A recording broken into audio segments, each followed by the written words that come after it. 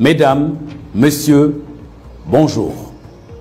Bienvenue sur Mali Online, votre plateforme digitale d'information générale du Mali, d'Afrique et du monde entier. Mali Online va désormais avoir un invité de la semaine, du mois, pour échanger sur l'actualité en général. Aujourd'hui, nous rencontrons l'imam Mohamed Dicko. L'imam Mohamed Dicko est un homme de religion, un homme de la société civile qui a un franc-parler. On peut l'aimer ou ne pas l'aimer, mais il a un franc-parler. Et aujourd'hui, Mali Online également va discuter avec lui à bâton rompu sur tous les sujets, sans exception. Bonsoir l'imam Dicko. Aujourd'hui, notre pays, au sortir des élections législatives, connaît beaucoup de troubles. Si on vous demande de dépeindre cette situation, qu'est-ce qu'on peut retenir essentiellement? Bonsoir à vous et à tout le monde. Je crois que la situation du Mali aujourd'hui est très difficile à peindre, même pour les spécialistes, à fortiori un imam. C'est une situation qui n'est pas rose. Je l'ai dit depuis très longtemps que le Mali vivait à l'époque une situation de mauvaise gouvernance. Mais aujourd'hui, on est dans une situation de non-gouvernance. Parce qu'il y a une nuance, une différence entre la mauvaise gouvernance et la non-gouvernance. La mauvaise, c'est qu'il y a une gouvernance, mais elle est mauvaise. Et aujourd'hui, on a tendance à aller vers la non-gouvernance du pays. Ces élections, en réalité, c'est ce que ça nous donne.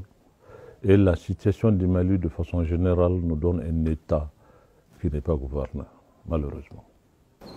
Mohamed Dicko, on vous reproche d'avoir quitté votre minaret d'imam pour rentrer dans le jeu politique. Qu'en est-il?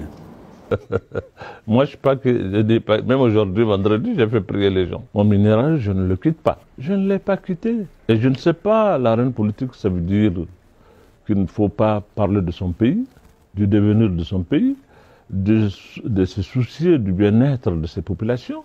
Mais le travail que je fais, l'imam, c'est des hommes qui sont là. J'officie la prière, mais pas seulement la prière.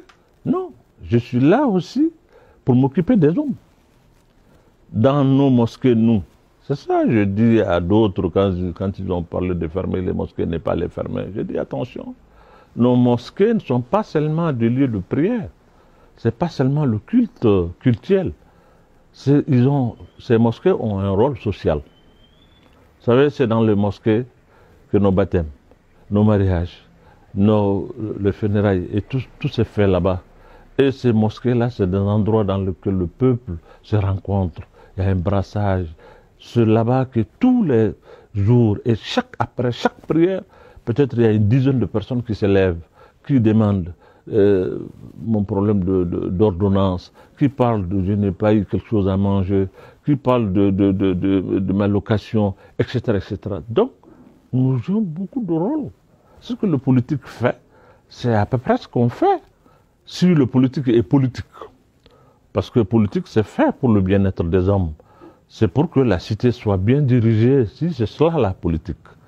Mais nous partageons à peu près les mêmes préoccupations. Si maintenant la politique c'est de se détacher du peuple et venir seulement demander le suffrage pour avoir vraiment l'occasion de profiter, et puis laisser le peuple se débrouiller dans sa misère, si c'est cela la politique, ça, je crois que ce n'est pas la nôtre. Moi, je n'ai pas quitté mon minaret. Le minaret, je suis là-dedans encore. Aujourd'hui, j'ai fait prier les gens. Demain, je ferai prier les gens. Je suis encore imam et je resterai imam, Inch'Allah, jusqu'à la fin de ma vie.